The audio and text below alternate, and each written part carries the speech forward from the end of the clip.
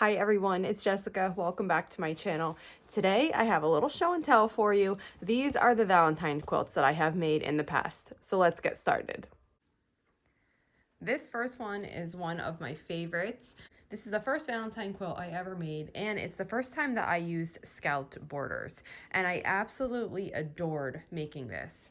This pattern is called Hearts Afloat, and I'll link to every single pattern below in the order that you're seeing them.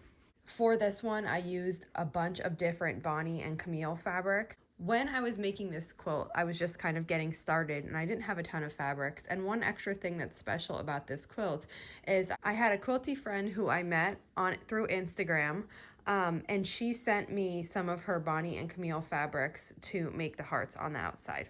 So that's extra special for this one. I've loved this quilt so much, I've made it twice. Let me show you the other one. I can't remember the year I made that first one. It was probably like 2018 or something like that. This one I made in 2020. This was for a blog tour with Riley Blake Designs for this fabric, and this was a fabric collection that they were releasing then. And I just think I could make this quilt probably an endless amount of times. It's so fun to make.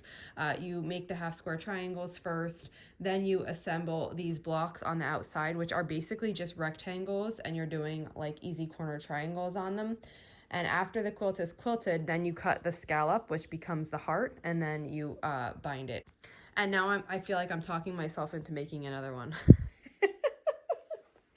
Let me show you the next quilt. This is an older one too. I feel like most of my Valentine's Day quilts, they were some of the first ones that I've made. This one is called Down Memory Lane, and the pattern's by Aqua Paisley. Again, I'll link to that below.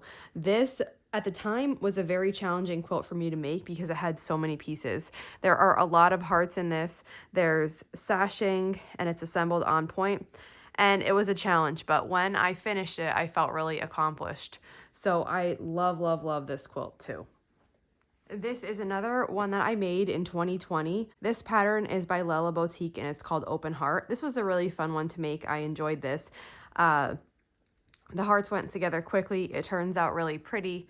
I know during that time frame I was practicing free motion quilting a lot, and this one I free motion quilted myself. It's far from perfect, but doing this was a really great exercise for me at the time. I free motioned hearts in all different directions. And then on this one heart right here, I wrote the word love. Let me show you that close up.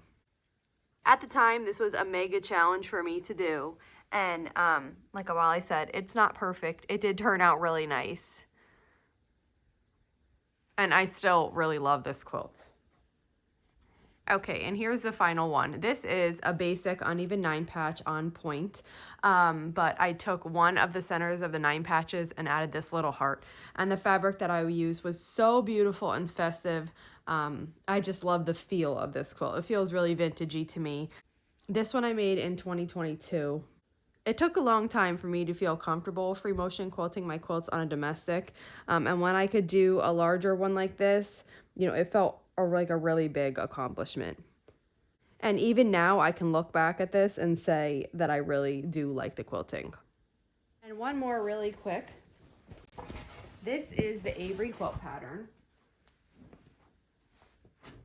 This is only the baby size, but this makes a fantastic Valentine's Day quilt. In this one, I use scrappy reds and pinks with a cream background, and I just love it. So while my other Avery quilt doesn't scream Valentine because the background is blue and the hearts are all different colors, if you change the color scheme of that, it really does turn into the perfect Valentine's Day quilt. Well, that was a quick one, but I hope you enjoyed it. If you have any questions on any of the quilts, just let me know. All the information to each one will be below in the description, and I'll see you back here soon. Thanks for following along.